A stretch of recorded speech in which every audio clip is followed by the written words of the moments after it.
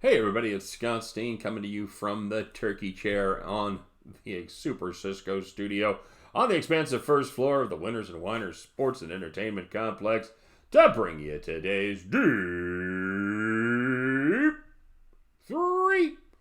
As always, if you would be so kind, give us the give us the old thumbs up if you dig what we're doing. If you made a little bit of money, if you're having a little bit of fun, make sure that you give us the thumbs up. If you haven't done so already, please get yourself subscribed to the YouTube channel.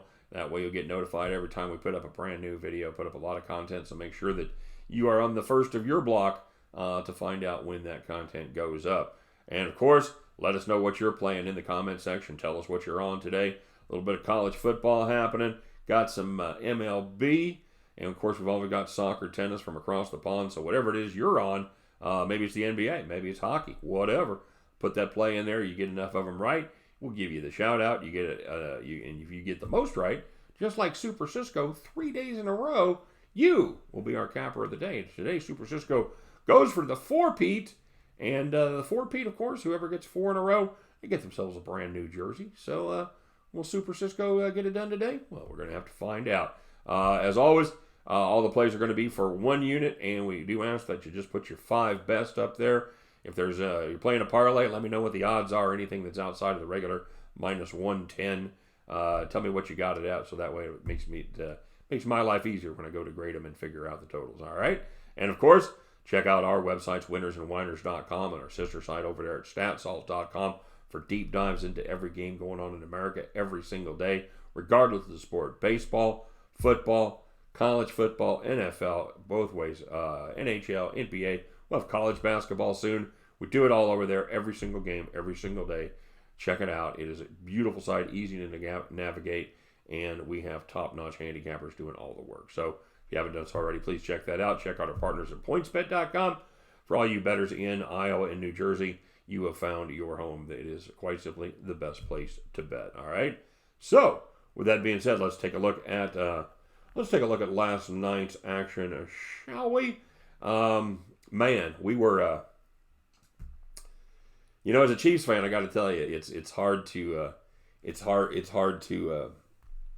watch the Mahomes thing. It's a brutal hit, and it was the thing I was worried about. I think all Chiefs fans deep inside were worried about probably more than anything else coming into this season. Is we are so reliant on that kid. He's so good, and yeah, it hurts not having him there. It certainly. We thought it would help us as we had the Chiefs team total under, and I'll tell you that the play that made the difference, it was the scoop and score. The Chiefs they put up 30, and without the scoop and score, what's that? It's 23. So another game that we had capped pretty close to right, and didn't pay off for us. We also, in a game we had close to capped wrong on the video, on the standalone video, we had Denver to cover, and they were just dreadful. Chiefs defense, I was talking about this on the premium side, Chiefs defense probably played their best game in, I'm thinking, 3 or 4 seasons. They were just absolutely stoning the Broncos. I think they ended up with 9 sacks on the night. God knows how many batted balls, how many batted passes they had down. Flacco looked just beyond awful. Just awful. I don't know how Elway can be such a good quarterback and be so bad at picking them. I don't know. Anyway, so we lose the team total under. We push on the Lafayette team total over 37 as they missed an extra point. Well done, boys. Thanks so much. And the Stanford Cardinal, the defense just did not get it done. Couldn't stay off the field enough as UCLA was able to get it done. So we went 1-1 on the Deep-3. Did a little better on the premium side. We did go 2-0 as we had the Kansas City Denver under, and we had Louisiana Lafayette minus 6.5. So 2-0. So that makes us what does that make us? 3-1-1 on the day. Not a bad day. We'll take that. So let's go on and see what we got cooked up here. Got a lot of action here for Friday night, man. I'm ready. So first one we're taking a look at is the Ohio State Buckeyes taking on the Northwestern Wildcats. I am looking at the team total for the Wildcats here of 10.5 or 11, depending on where you get it. I like the under.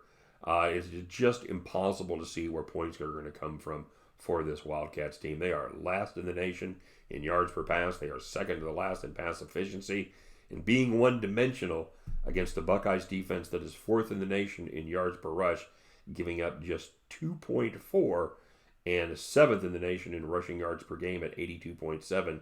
That ain't going to work out very well for the Purple. Northwest defense is good enough not to get rolled. Probably going to force the Buckeyes into more sustained drives than they're usually used to. And they're going to be able to do that, but it's going to keep the Northwestern offense off the field and limit their already limited opportunities. Give me the Northwestern Wildcats team total under 10.5. And looking to the West as the UNLV Rebels take on the Fresno State Bulldogs. UNLV right now 14.5 point underdog. This number has come down from 16 or even 16.5 earlier in the day. Rebels, they have a ton of confidence after knocking off an SEC team last week for the first time in history. Yes, I'm sorry, it does say here that Vanderbilt is still an SEC team. They were able to run the ball effectively, sustain drives, and shut down Vanderbilt's passing game. Now, the Bulldogs, for Fresno State, they started well, but they've kind of been clunky down the stretch, or down the last few games. They lost by 19 last week to Air Force after struggling and failing to cover against the always dreadful New Mexico State Aggies the week before. The Rebs, they do struggle against the run. They are not good at all. But Fresno State, they haven't been great. They average less than 4 yards per carry in 3 of their 4 FBS games. Quarterback Jorge Reyna has been fine, but he's not a guy that's going to beat you with his arm, okay? The Bulldogs, they're still getting overbet because of last year's conference championship squad they did very well. They won their bowl game. But the fact that they're getting overbet is being evidenced by the fact that so far they are 1-3-1 against the spread so far this season, while the Rebels are 3-3, covering both of their games as an underdog between 15 and 20 points. I think that's going to be the case again as the Bulldogs scratch out a win but don't get the cover. Now, as I wrote this, I said keep an eye out on Friday night because with the Friday night game, national TV, I thought the square money should be coming in late on the favorite. I think we saw some sharp money here that drove that line down to 14.5. So I really thought we might be able to go from 16 to 16.5 or even 17. That's not the direction it's going to go. So depending on what you want to gamble, I'm out as far as trying to pick which way it's going to go. If you want to get 14.5, make sure that you get better than 2 touchdowns. I don't blame you. If you got a little bit of gambling, you want to see if we can get it higher. You could do that. The problem is you're not going really through any key numbers. You got a 15, 16. I don't think it's going to go to 17. I really don't. I think we're going to have 2.5 point movement on game day. My advice, I think, go ahead and lock up that 14.5. Call it good. All right. So finishing up with a baseball pick, taking a look at the Astros and the Yankees. Verlander goes against James Paxton for the Yanks. Guys, here's the deal. Verlander versus Paxton, a pitcher who's given up 4 earned runs in 7 innings so far this postseason. He's got a whip of 1.71. You're going to give me plus money on Verlander. You're going to give me 6-5 at plus 120. Yep, this is a simple math play for me. Basically, it comes down to the fact, you know how it works. If these two teams play 11 times, are Verlander and the Astros going to win more than 5 of them? If he is, then you're going to say that's a profitable play. And I think that is absolutely the case. They're going to have a quick hook with Paxton. But Houston, they're finally hitting on all cylinders. They put up 4 runs versus the New York Pen yesterday after Tanaka gave up his 4. This is as close to an auto play as you're going to get from me on a baseball game. Verlander plus money. Yes, please. Give me the Astros plus 120. And give me the UNLV are running Rebels plus 14.5. And we'll start off with the Northwestern Wildcats. Team total under 10 in the hook. At the end of those 3, you guys can join me. We'll pick up our winning tickets, start the weekend off right, and we will head back to the window. All right, let's take a quick look at the premium plays here. If you would like to get down on the premium service, please feel free. Love to have you on the team. That is our record. We had a little mid-month slump. We've rallied nicely for 4 straight, 15 and 16 for October. Our football record for FBS and the NFL is 46-33-1. That is 58.2%. A lot of people ask about ROI. That is an ROI so far of 11.1%. So, if you'd like to get down like the premium plays, follow that link.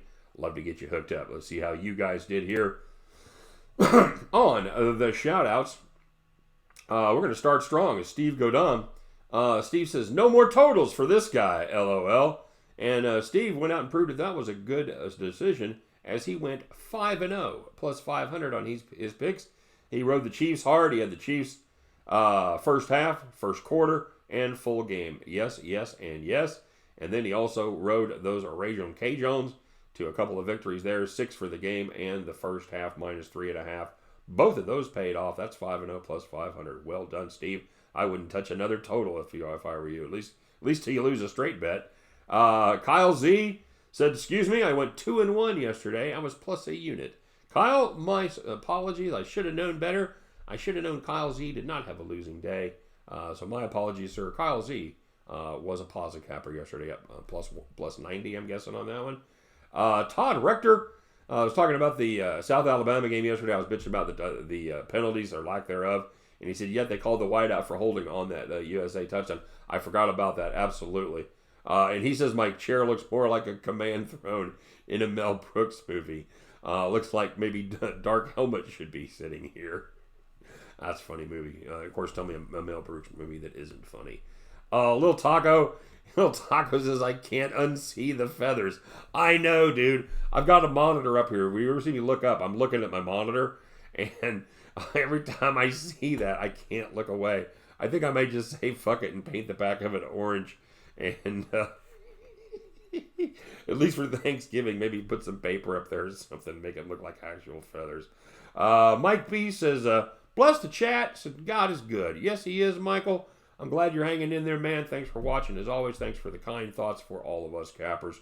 Derek Saunders.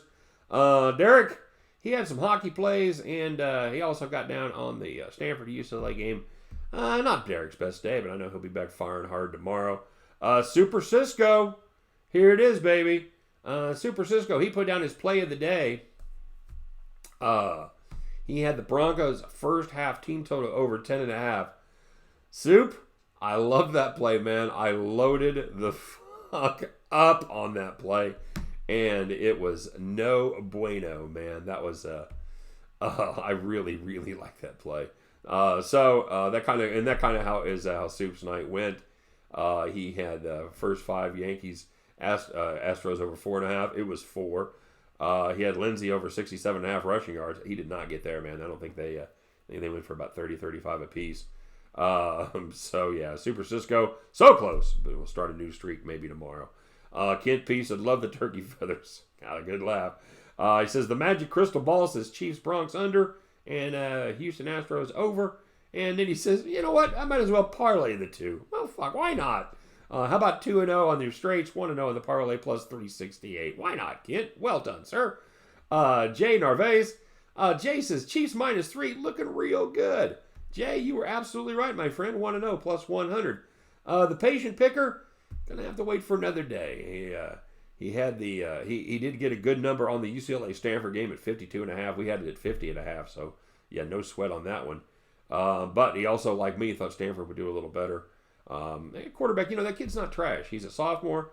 He was the number 12 pocket passer coming out of high school. So, I mean, good quarterback. Didn't show it tonight, however. Roland Mims. Roland had a tough night. I'm not going to lie. Roland had a tough night, and hopefully Roland can get well on Friday. Mean Green. He says, you continue not to mention my picks. I've been positive for 3 days. What's up? So let's try this again. And then he didn't put any picks down. So I don't know what happened. I'm kidding. Mean Green had a great night. He actually went 4-1, plus 320. Had a couple of positive money line plays in the Houston Astros and the New York Islanders. Just missed out on the Rangers. Very nicely done, Mean. 4-1, plus 320. May we never miss you again, sir. Kiss to Degenerate. Said Yankees in 7. Says, you can hate me now, in the words of Sean Combs and Nasir Jones. It's a nice drop in that reference, Kiss. That very nicely done. Yankees in 7.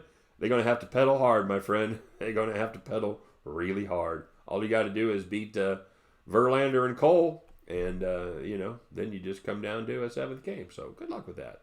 Ninja went 1-3. He had the Chiefs on the money line, but struggled in the hockey rink. James Moore said Kansas City on the money line. He had also had the Yankees under and the Stanford under. 2 plays I didn't hate.